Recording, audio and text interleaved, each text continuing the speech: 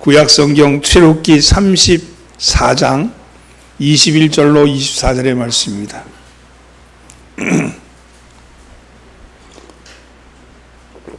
구약성경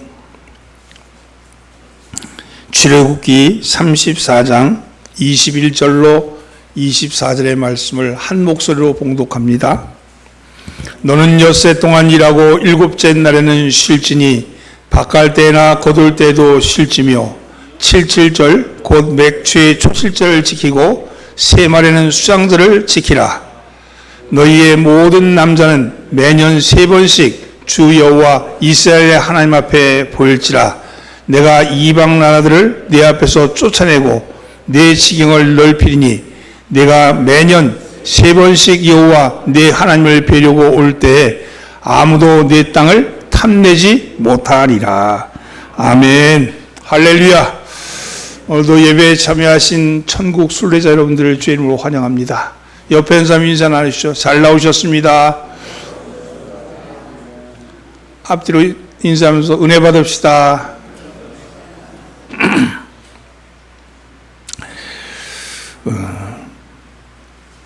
어떤 남자가 있는데, 남자가 어려운 일이나 힘들 때면 말끝마다 아이고 죽겠다, 아이고 죽겠다 이렇게 말하는 그런 남자가 있었어요. 무슨 일인지 아이고 죽겠다, 아이고 죽겠다 그러니까 이런 소리를 듣고 있는 사람들이 기분이 별로 좋지 않죠. 분위기도 안 좋고. 그래서 옆에 있는 사람들이 충고하기를, 야, 좀 아이고 죽겠다 소리 그만 좀 해. 야, 네가 아이고 죽겠다고 자꾸 그러니까 나도 죽겠다, 야. 이렇게 얘기를 했대. 그런데 그렇게 충고했지만 좀채로 이 버릇은 바뀌지 않았습니다. 그래서 이 남자의 별명이 아죽이에요, 아죽이. 아이고 죽겠다, 이 약자. 아죽이, 아이고 저 아죽이 온다, 그렇게 얘기할 정도로 그렇게 입버릇처럼 아이고 죽겠다를 연발하는 사람이 있었는데, 근데 어찌된 영문인지 어느 날부터는 그 아이고 죽겠다는 말이 입에서 사라졌어요. 그래서 친구들이 물어봤어요. 아니, 아이고 죽겠다는 말 왜 안 하냐? 요즘 아이고 죽겠다 안 해?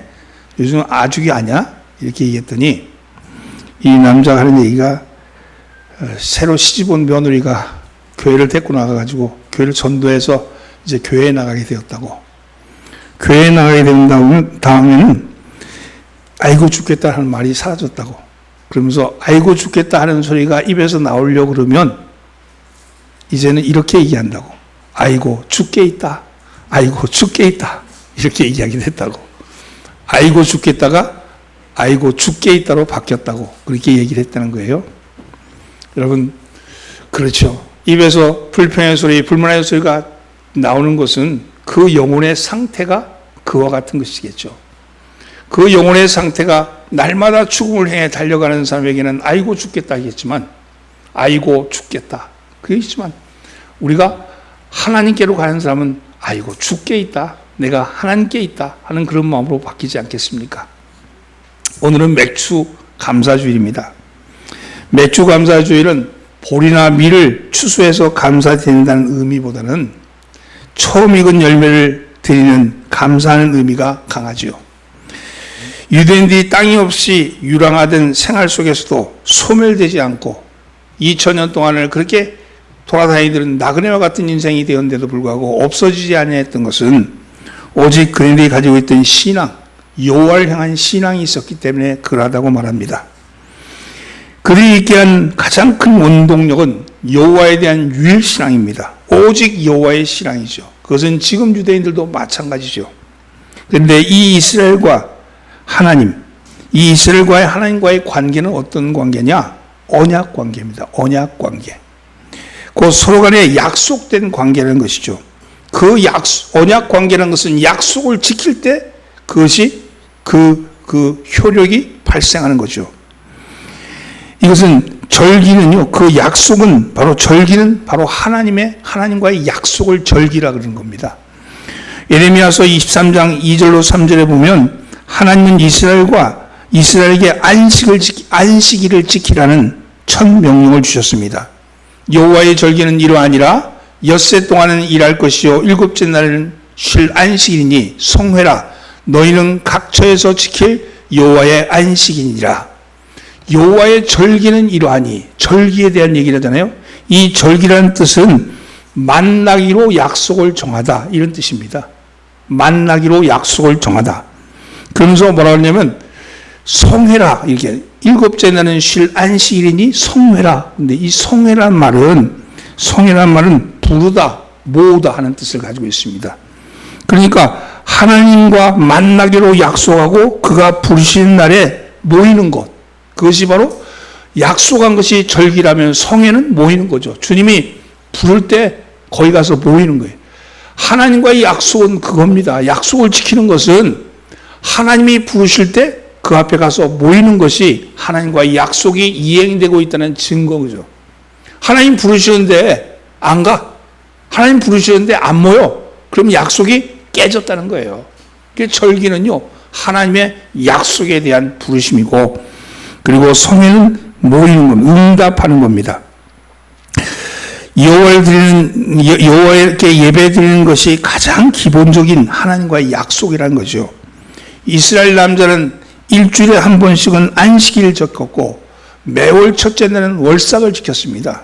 그리고 1년에 3번씩은 꼭 하나님을 뵈러 올라갔습니다. 이것이 지켜야 될 절기였던 거죠. 역대하 8장 13절에 모세의 명을 쫓아 매일의 합의대로 안식일과 월삭과 정한 절기, 곧 1년의 3절기, 무교절과 칠칠절과 초막절에 드렸더라, 이런 말씀이 나오죠. 이것은 곧 이스라엘 삶이라면 모두가 지켜야 될 절기입니다. 약속입니다. 이것은 오늘 우리를 살아가는 우리들도 마찬가지죠. 주일과 월삭과 정한 절기를 지키는 것, 이것은 하나님의 백성된 자들의 하나님에 대한 약속입니다. 이 세 절기 중에 하나가 바로 맥주절입니다. 여러분, 이 세 절기, 곧 무교절과 칠칠절과 초막절, 이것은 오늘 우리로 치면 유월절과 그리고 맥주감사절과 그리고 추수감사절이죠. 이름은 다를 뿐이지만 여전히 우리는 그 절기의 약속을 지키고 있다는 사실입니다. 이 세 계절 중에 하나가 맥주절이죠. 이것은 출애굽기 23년 16절에 보면 맥주절을 지키라. 이는 내가 수고하여 밭에 뿌린 것에 첫 열매를 거둠이라. 이 말씀을 근거로 해서 지키고 있는 겁니다. 교회에서는 1년에 2차례 감사절기를 지킵니다. 오늘 지키는 바로 7월 첫 번째 주에 지키는 맥주감사절과 그리고 11월 첫째 주에 지키는 추수감사절입니다. 우리 교회는 11월 첫째 주에 지켜요. 그런데 그럼 우리는 왜 하나님은 우리에게 이러한 절기를 지키라 그랬을까요? 기독교를 한마디로 말하면 감사의 종교입니다. 유대교의 제사가 속죄로부터 시작되었다면 기독교의 예배는 감사로부터 출발한 겁니다. 그리고 이 감사에 대해서 존 자렛이라는 사람이 말하기를, 감사하는 사람의 피 속에는 예방제와 해독제와 방부제, 이 세 가지 요소가 나타난다. 그렇게 말하면서 감사는 어떠한 역경도 해독시켜주고 새로운 출발을 할 수 있는 능력을 준다고 그렇게 말했습니다. 감사가 얼마나 중요한지 몰라요. 일상생활에서 크고 작은 모든 일에 감사가 필요하죠. 이것은 마치 음식에 조미료를 치듯이 감사는 그러한 겁니다. 가정에서 감사가 있으면 행복한 가정이 되고, 직장에서 감사가 있으면 성공적인 기업이 되며, 그리고 사회에서 감사가 있으면 건전한 사회가 되어가는 거죠. 교회도 감사가 있는 교회가 부흥합니다. 여러분, 다시 말해서 감사할 줄 아는 사람만이 행복을 누릴 수 있다는 것이죠. 그러나 감사할 줄 모르는 사람은 행복이 없습니다. 대개 성공한 사람들은 감사하는 사람들이죠. 그래서 기쁨이 넘치고 긍정적이 되는 겁니다. 감사하는 사람에게 기쁨이 넘치는 것이고 긍정적이 되는 것이죠. 불평하고 불만하는 사람, 원망이 가득한 사람은 부정적인 삶이 될 수밖에 없습니다. 부정적인 사람은 무엇을 하더라도 일이 잘 풀려지지가 않죠. 기독교는 감사 생활을 하는 종교입니다. 십자가가 없는 기독교를 생각할 수 없듯이 감사가 없는 신앙생활도 생각할 수가 없습니다. 감사함이 없다, 그 말은 곧 신앙이 없다 하는 말과 같은 말입니다. 그리고 감사는 기독교의 덕목이 아니고 본질입니다. 기독교의 본질은 감사에 있습니다. 어떤 사람이 감사할 줄 아는 걸 보면 신앙 인격이 그 갖춘 분이라는 사실을 알게 된다는 겁니다. 성경 전체를 살펴보면 하나님의 은혜와 구원을 감사라는 말로 가득 차 있습니다. 감사는 해도 되고 안 해도 되는 것이 아니라 하나님의 명령입니다. 여러분이 잘 아는 데살로니가 전서 5장 18절 말씀, 범사에 감사하라. 이는 그리스도 예수 안에서 너희를 향하신 하나님의 뜻이니라. 이렇게 말합니다. 범사에 감사하라. 이 말은 권유형이 아니고요, 명령형입니다. 감사하라. 이렇게 명령하시는 겁니다. 그것이 바로 하나님의 뜻이기 때문에 그런 것이죠. 하나님의 명령이기 때문에 그런 것이죠. 그런데 사람들은 감사에 대한 생각은 있지만 표현이 약합니다. 특별히 가장 가까운 사람, 가장 서로 친한 사람끼리 감사하다는 말을 잘 못해요. 요즘 그래도 많이 하는 편이죠. 옛날 사람들은 그런 걸 잘 못했죠. 모르는 사람에 대해서는 감사한 말을 잘하는데 정말 감사할 사람에 대해서 정말 감사해, 고마워, 그런 말을 잘 못합니다. 그래서 하나님께서는 이 감사를 잘하라고, 그래서 인생을 살아가면서 부정적인 쪽으로 자꾸만 쏠려갔던, 불만 쪽으로 자꾸 쏠려가고 부정적인 생각으로 쏠려갔던 우리들을 1년에 2차례씩 제자리로 돌이키는 거예요. 감사로 돌이켜서 방향을 틀게 하시는 겁니다. 부정적으로 갔던, 불만으로 갔던 마음을 감사의 마음으로 바꾸므로 해서 새롭게 한번 시작해 보라고 절기를 주신 것이 아닌가, 그런 생각이 듭니다. 여러분, 감사를 하면 어떤 일이 생길까? 감사하면 어떤 일이 생길까? 오늘 그 말씀을 가지고 함께 은혜를 나누고자 합니다. 감사하면요, 첫째는요, 대적이 물러갑니다. 대적을 물리칩니다. 따라서 감사하면 대적을 물리칩니다. 24절 말씀을 함께 봉독합니다. 내가 이방 나라들을 네 앞에서 쫓아내고 네 지경을 넓히리니 네가 매년 3번씩 여호와 네 하나님을 배우고 올 때 아무도 네 땅을 탐내지 못하리라. 내가 이방 나라들을 네 앞에서 쫓아내고, 이렇게 말합니다. 이방 나라라는 것은요, 가나안의 원주민으로서 이스라엘에 대적하는 나라를 뜻합니다. 하나님이 이스라엘 백성들에게 약속하신 가나안 땅, 거기는 임자 없는 땅이 아니었어요. 이미 정착하고 있었던 원주민이 있었습니다. 그런데 희한하게 있잖아요. 말씀을 주시는데 그 원주민을 쫓아내라, 이게 아니야. 이방 나라라 그래. 거기가 원래 걔네들이 지네 땅이는 땅, 살아있는 땅인데 이방이라는 것은 다른 나라 아니? 그런데 하나님이 그 땅을 이미 주기도 전에 그거를 이방 나라라 그럽니다. 이 얘기는 뭐예요? 땅의 주인은 하나님이시죠. 땅의 주인은 하나님이시죠. 여러분, 그들은 모두 7 족속이 그곳에 정착해 살고 있었습니다. 헷 족속, 기르가스 족속, 아모리 족속, 가나안 족속, 브리스 족속, 히위 족속, 그리고 여부스 족속입니다. 7 족속들은 그네들이 원주민으로 지내고 있었던 땅입니다. 여러분, 그리고 그들은 이스라엘보다 결코 약한 민족이 아니었습니다. 창대하고 강한 민족이었죠. 가나안 땅을 정탐하고 들었던 12명의 사람들이 여호수아와 갈렙을 제외한 10사람이 이구동성 보고하기를, 그들을 보니까 가나안 땅에 살고 있는 그들에 비해서 우리는 메뚜기가 떠이다, 그렇게 얘기한 걸 보면 얼마나 크고 강대했기 때문에 그렇게 보고했을까요? 그런데 그럼에도 불구하고 하나님께서는 그들을 이방인이라 그러면서 물리쳐 주시겠다고 그렇게 말씀합니다. 실제로 하나님은 그들을 물리치고 그 땅을 정복해 주셨습니다. 이방 나라들을 내 앞에서 내쫓아준다, 이 말은 가나안 족속과의 정복 전쟁에서 승리하게 하시고 가나안 족속을 다 내쫓으시겠다고 말씀하시는 말씀이거든요. 여러분, 오늘 이 말씀을 우리에게 적용하면 어떠할까요? 우리의 삶에 대적하는 여러 가지 문제, 특별히 7가지, 7 족속에 있듯이 7가지 문제가 있습니다. 여러분, 영적인 문제, 경제적인 문제, 건강의 문제, 인간관계의 문제, 가정의 문제, 그리고 자아의 문제, 그리고 사회생활의 문제 등 7가지 문제들이 우리 가운데 산적해 있고, 그것은 마치 자기의 집처럼, 자기의 땅처럼 우리의 마음을 사로잡고 있는 겁니다. 그런데 하나님은 이 문제를 감사하면 쫓아내시겠다고, 감사하면 쫓아내서 내 본 마음으로 돌아오게 하겠다고 말씀합니다. 이스라엘 백성들은 무기가 없습니다. 여러분, 군사훈련 받은 적도 없습니다. 객관적으로 말해서 이 7 족속과 싸워서 도무지 이길 수가 없습니다. 그런데 하나님이 함께 하시면, 하나님이 함께 하시면 가능하다는 겁니다.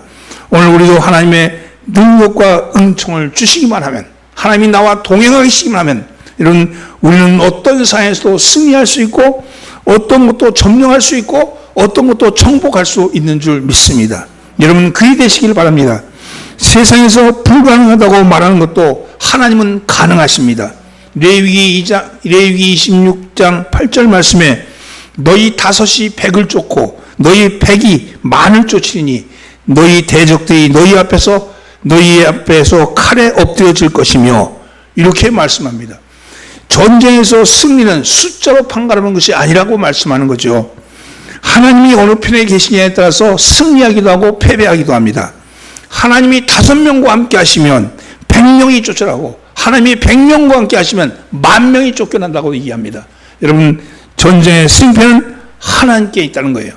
여러분, 그래서 하나님이 함께 하시면 기적이 나타납니다. 하나님이 함께 하시면 승리하게 됩니다. 하나님이 함께 하시면 반드시 이기게 됩니다. 또한 요한일서 5장 4절 말씀, 대저 하나님께로 난 자마다 세상을 이기느니라. 세상을 이긴 이김은 이것이니 우리의 믿음이니라. 여러분, 세상을 이기는 이김은 우리의 믿음이라 그러잖아요. 하나님이 나와 함께 하신다, 하나님이 나와 함께 하시는 것, 하나님이 임마누엘 하신다 하는 그 믿음이 이기게 한다는 겁니다. 하나님께서는 우리에게 믿음을 주셔서 그 믿음을 통하여 이기는 자가 되게 하신다고 말합니다.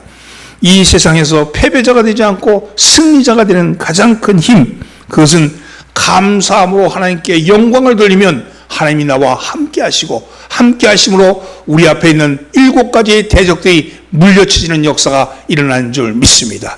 여러분, 그리 되시길 예수님으로 축원합니다. 옆에 인사하죠. 7 대적이 물러갑니다. 두 번째는요, 감사는 한계를 넘어서게 합니다. 따라해서 감사는 한계를 넘어서게 합니다. 24절 말씀을 다시 한번 봉독합니다.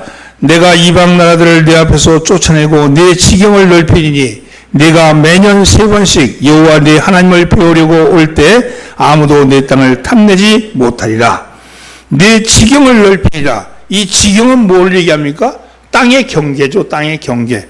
이걸 우리의 언어로 표현한다 그러면 자신의 한계를 의미합니다. 내가 가지고 있는 한계. 우리 스스로는 자기가 스스로의 한계를 정해놓고 있어요.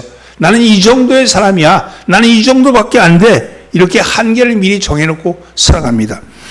목사가 암 환자에게 신방을 가서 축복 기도를 합니다. 당신의 병은 예수의 피로 깨끗이 나을 것입니다. 그리고 기도하고 그렇게 축복 기도하는데, 기도를 받는 그 환자는, 정작 그 환자는 마음속으로 이르기를 내 병은 아무도 고칠 수 없어. 의사도 못 고친다 그랬어. 이러고 앉아있으면, 이렇게 생각하고 있으면 그 병이 낫겠습니까? 스스로의 한계를 정해놓고 있는데요. 목사가 먹을 것이 없는 집에 찾아가서 그 신방을 하면서 당신은 하나님의 복을 누리게 될 겁니다. 이제는 구워주는 자가 될 겁니다. 나눠주는 자가 될 겁니다. 그렇게 축복하는데, 정작 축복 기도를 받는 사람이 속으로 이르기를, 야, 오늘 먹을 양식도 없는데 뭘 나눠줘? 오늘 먹고 죽을 것도 없는데 뭘 구워줘? 이러고 앉아있으면 그에게 복이 이루어지겠습니까? 여러분, 무엇을 하든지 마음속으로 자기의 한계를 정해놓고 그 한계 밖에 있는 것에 대해서 받아들이지 못하는데 어떻게 그에게 복이 임하겠습니까? 아무리 대접이 큰 뭐예요? 엎어놨는데 보조도 들어갈 게 없죠. 여러분, 오늘 여러분의 마음의 대접을 여러분 바로 넣기를 예수님으로 축원합니다. 인간에게는 한계가 있지만 하나님께는 한계가 없습니다. 여러분, 자신의 한계를 하나님께 적용하려고 들지 마십시오. 감사는 인간의 한계를 넘어서게 합니다. 하나님은 그 지경을 넓히리니 이렇게 말씀합니다. 그 지경을 제한하거나 머무르지 아니하시고 하나님께서 넓혀주신다고 말씀하는 거죠. 우리 하나님은 여러분의 기업도, 여러분의 산업도, 여러분의 가정도, 여러분의 하시는 모든 일도 넓혀주시기를 원하십니다. 여러분, 하나님이 원하시는데 여러분이 제한하고 있다면 얼마나 어리석은 일이겠습니까? 오늘 사랑하는 성도는 하나님이 원하시고 복 주시면 능치 못할 일이 없을 것을 믿으시기를 바랍니다. 우리가 범사에 감사함으로 조건으로도 더 중요한 것은 영적인 지경을 넓히는 것입니다. 이자크 펄만이라는 그런 바이올리니스트가 있습니다. 그녀는 뉴욕 링컨 에버리 위시홀에서 연주를 한 유명한 바이올리니스트입니다. 근데 그녀는 장애인이었어요. 소아마비를 알아서 다리를 제대로 쓰지 못합니다. 보조장치를 끼고 있어야지만이 설 수 있었습니다. 그녀가 그 홀에서 오케스트라와 함께 협연할 때 일이었습니다. 막 연주를 시작하는 첫 번째 부분인데 갑자기 바이올린 줄이 하나 딱 끊어져 버린 거예요. 그래서 사람들이 긴장한 거죠. 마음속으로 생각하기를 저 펄먼이 이자크 펄만이 연주를 중단하고 내려가서 바이올린을 바꿔오든지 줄을 갈아 끼고 올라올 것이다. 이렇게 예상하고 있었는데, 근데 이 이자크 펄만은 그 지휘자에게 고개를 끄덕이면서 계속 연주할 것을 그렇게 주문했습니다. 그리고 3개의 줄로 연주를 시작하는 거예요.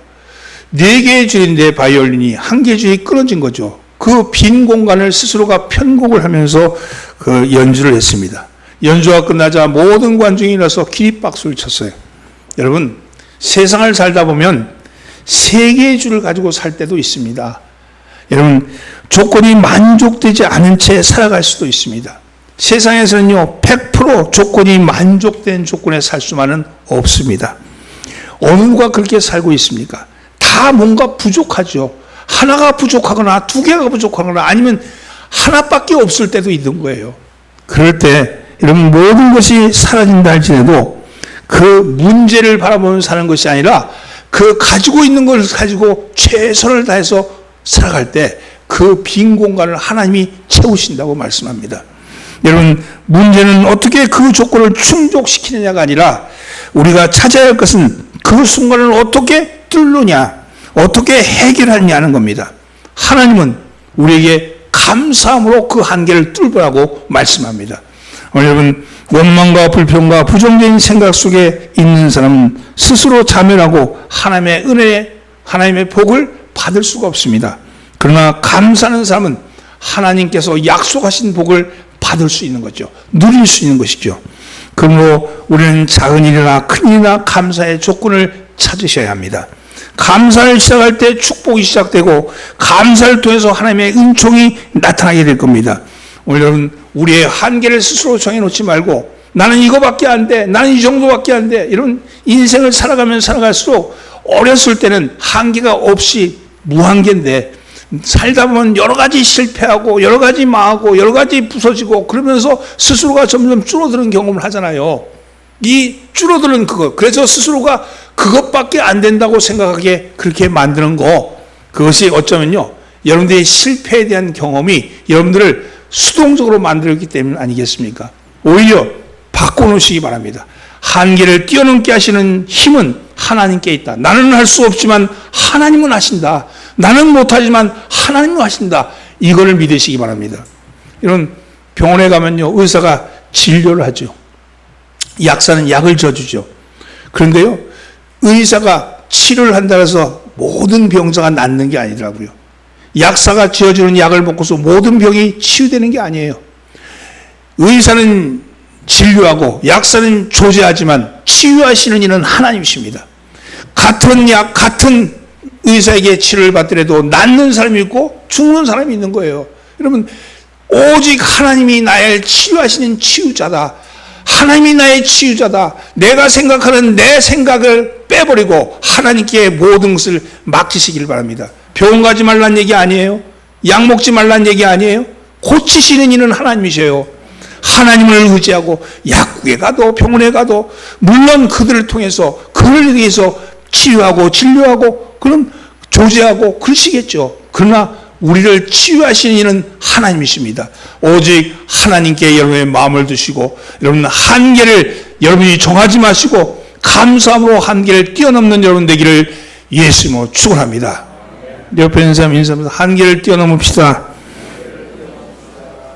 세 번째는요, 감사는 하나님의 보호를 받습니다. 그래서 하나님의 보호를 받습니다. 24절에 보면 내가 매년 3번씩 여호와 너의 하나님께 보이려 올라올 때 아무 사람도 내 땅을 탐내어 엿보지 못하리라. 그렇습니다. 여기서 내가 매년 3번씩 여호와 너의 하나님께 보이러 올 때 이 말씀을 주의하셔야 합니다. 이스라엘 백성 중에 성인 남자든 어느 곳에 살든지 이스라엘의 3대 절기, 즉 무교절, 맥주절, 수장절, 이 3대 절기가 되면 1년에 3번은 집을 비우고 예루살렘 성전을 향해서 예배를 드리러 올라왔습니다.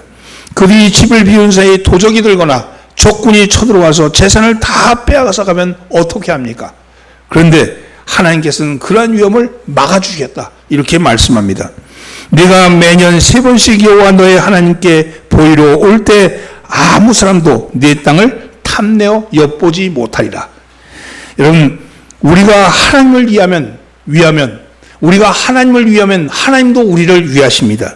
아무리 자물쇠를 최신식으로 잠가놨다 할지라도 도둑을 피할 길은 없습니다. 우리가 하나님 앞에 감사하면 하나님도 우리의 산업을 지켜주시고 우리에게 감사의 조건을 더 풍족하게 채워주실 것이라고 말씀합니다. 하나님은 결단코 우리를 손해보게 하시지 않으신다고 말합니다. 마음을 다하고 뜻을 다하고 물질과 정성을 다해서 충성, 봉사, 헌신하면 하나님께서 반드시 보상하시고 넘치게 채워주실 것이라고 말씀합니다. 아무 사람도 내 땅을 탐내어 엿보지 못하리라 하신 말씀이 무엇을 뜻합니까? 하나님께서 국가적인 위험과 군사적인 위험에서 그들을 보호하셨습니다. 가정과 재산상의 위험에도 보호하셨습니다. 개인적인 위험에도 보호하셨습니다. 오가는 길에 강도가 들지 않도록, 병들지 않도록, 사고나지 않도록 지키시고 보호하여 주셨습니다. 이처럼 우리도 신앙생활에 바로 쓰면, 내가 하나님을 제일 먼저 여기고 하나님을 나의 우선순위로 여기면 하나님도 나를 우선순위로 여겨주신다고 말씀합니다. 여러분, 아무리 군사력이 강하다 해서 전쟁을 막을 수는 없습니다.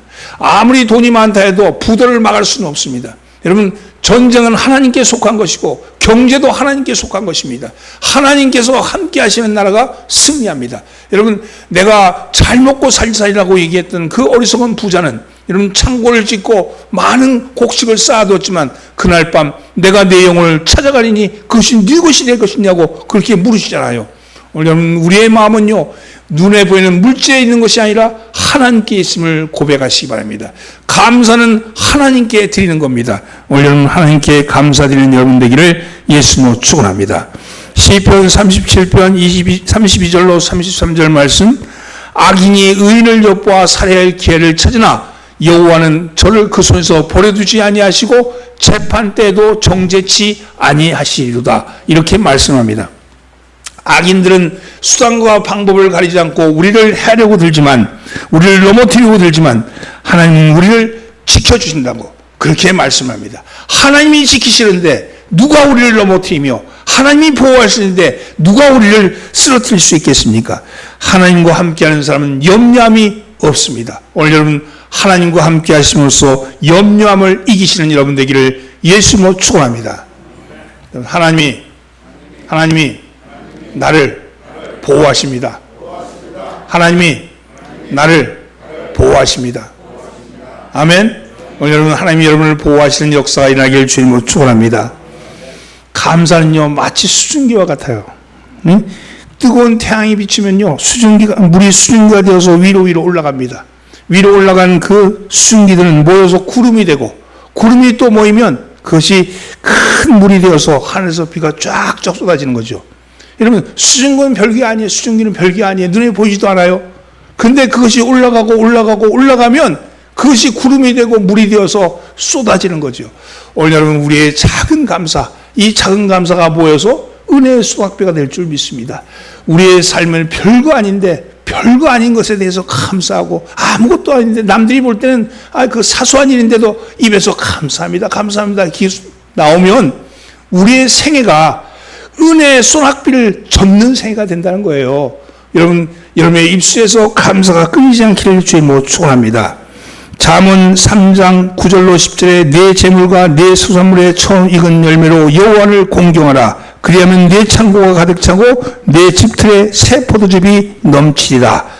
오늘 맥주 감사 주일을 통해서, 이 예배를 통해서 여러분 다시 한번 지나간 1년 동안을 생각하고, 그래, 내가 감사보다는 불평 속으로 많이 갔지, 내가 눈에 보이지 않는 하나님보다는 눈에 보이는 세상 쪽으로 너무 내 시선이 글로 쏠렸지, 이런 생각이 들었다면 오늘 이 주일을 통해서 다시 한번 보이지 않는 하나님, 그러나 은혜 주시고 나에게 힘 주시고 나에게 능력 주시는 분은 그분밖에 없다는 쪽으로 여러분의 마음을 바꾸시길 바랍니다. 그래서 감사의 문을 여심으로 여러분의 인생이 감사 쪽으로 옮겨지는 역사가 일어나기를 예수로 축원합니다.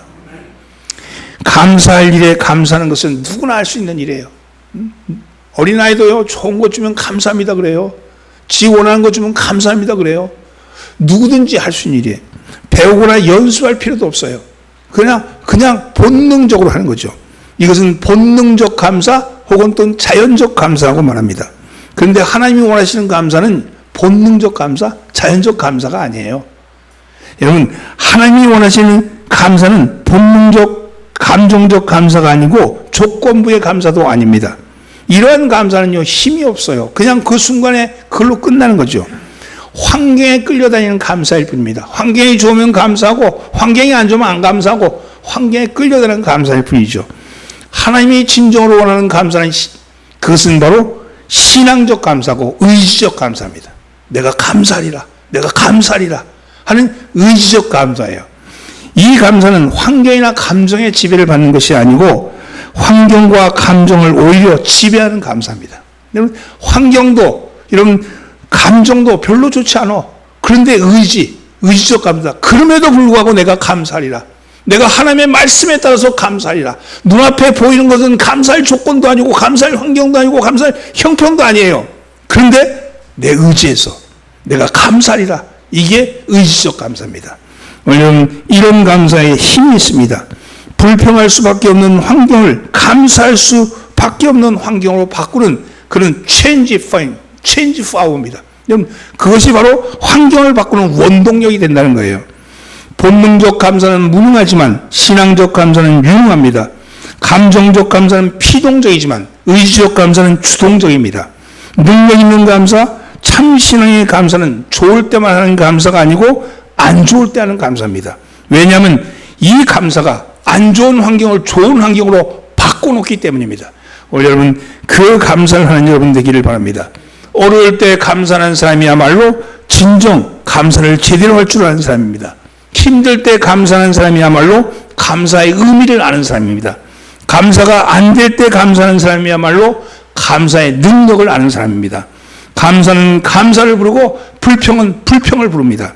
감사하는 사람에게 계속 감사한 일이 생기지만 불평하는 사람에게는 계속 불평거리만 생기게 되어 있다는 것이죠. 믿음의 사람이 꼭 놓치지 말아야 할 단 한 가지 이것이 있는데, 믿음의 사람이 꼭 놓치지 말아야 할 이 한 가지가 뭐냐? 다른 것은 다 양보해도 되지만 이것은 절대로 양보해서는 안 됩니다. 그것은 감사의 주도권입니다. 감사의 주도권을 양보하지 마십시오. 감사의 주도권을 환경에 빼앗기거나 감사의 주도권을 어떤 기분에 빼앗기거나 감사의 주도권을 사람에게 빼앗기거나 그러지 말라는 겁니다. 감사가 환경이 좋으면 감사하고 어떤 사람이 오면 감사하고 어떤 분위기가 오면 감사하고 그거는 감사의 주도권을 빼앗기는 거예요. 감사의 주도권은 내가 가지고 있어야 합니다. 감사의 주도권은 여러분 환경에 빼앗기지 말고 여러분 조건에 빼앗기지 말고 내가 가지고 있어요. 감사는 누가 하는 거예요? 내가 하는 거예요. 의지로 하는 거예요. 의지로. 오늘 여러분 혼의 능력인 지정의에서 바로 의가 하는 거죠. 지정의. 의지로 하는 거예요. 하나님이 인간을 구원하시는데 어떤 상태에서 구원했느냐? 어떤 상태냐? 여러분 육의 지배, 영, 혼, 육이 있다 그러면 육의 지배를 받던 혼이 영의 인도함을 받는 사람으로 바꿔오는 거예요. 구원받지 못한 사람은요, 눈에 보이는 육에 의해서 지배를 받습니다. 육체적인 욕망, 육체적인 쾌락, 여러분 더 많이, 더 높이, 더 넓게 이런 것에 의해서 눈에 보이는 것에 지배를 받게 돼 있어요. 그것은 혼을 지배합니다. 혼은 세 가지가 있잖아요. 지, 정, 의, 양심이거든요. 그것이 혼의 능력인데 이것을 지배하는 거예요. 그러면 육이 지배하는 사람은 육에 의해서 지배를 받는 사람은요 지배를 받는 거예요. 세상의 육에 욕망의 지배를 받죠. 탐욕의 지배를 받죠. 이 지배를 받죠. 이게 육이 가진 거잖아요. 육에 의해서 지배를 받는데 구원받은 사람은 이 혼이 영에 의해서 인도함을 받는 거예요. 영은 지배하지 않습니다. 영은 인도하시는 분이에요. 그래서 우리가 가야 할 길을 우리의 지정의, 우리의 혼의 능력을 여러분 무시하거나 혹은 속박하거나 구속하지 않습니다. 자유로운 우리의 혼의 능력을 인도해 주시는 거예요.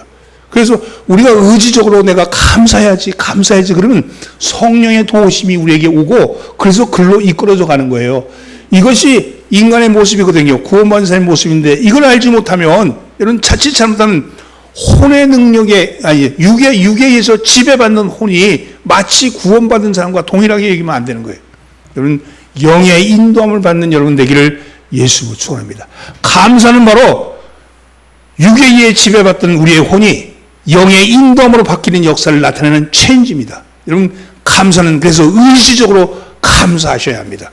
똑같은 모습을 보면서 여러분 감정적인 것 혹은 조건적인 것에 감사한 것은 혼에 의한 육에 의한 지배를 받는 혼에 감사하면 여러분 의지적으로 내가 급에도 불구하고 감사하고 정말 안 됨에도 불구하고 감사하고 정말 하나님으로 인해서 감사하고 말씀으로 인해서 감사하면 우리는 영의 인도함을 받는 모습으로 변화된다는 거예요. 여러분 이러한 역사가 저와 여러분에게 일어나기를 예수로 축원합니다.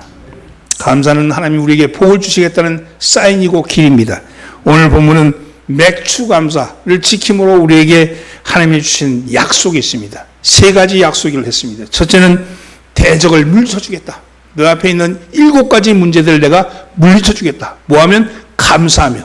두 번째는 한계를 뛰어넘게 하겠다. 내가 스스로 정해놓은 한계를 내가 넘어서겠다. 나는 절대로 안 돼. 나는 이거 못해. 난 이 병은 못 고쳐. 이런 생각을 갖고 있는 그 한계 넘어서게 하겠다. 세 번째는 여러분 보호해 주겠다. 내가 무엇을 하든지 어디에 있든지 감사하면 내가 너를 보호하겠다고 그렇게 말씀합니다. 오늘 이 말씀이 저와 여러분들의 말씀이 되어서 이 한 주간 여러분 이 새로운 또 6개월 새로운 하반기에는 여러분의 생각과 여러분의 마음이 감사 쪽으로 바뀌는 역사가 일어나기를 예수님으로 축원합니다. 옆에 있는 사람 인사하면서 감사합시다. 기도합니다.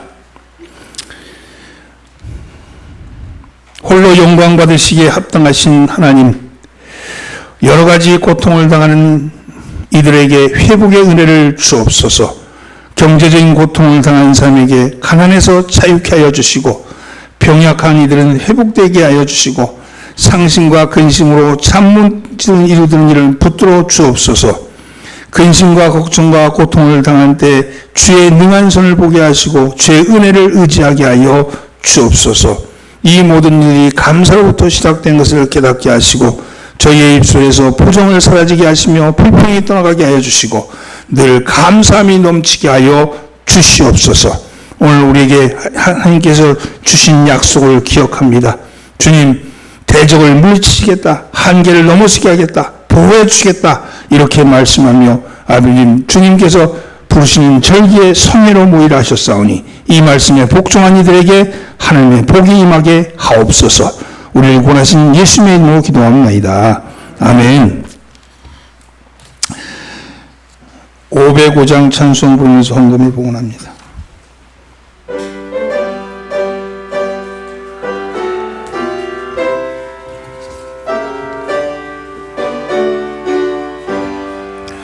온 세상 위하여 나 복음 전하리 만백성 모두 나왔소 주 말씀 들어라 죄 중에 빠졌소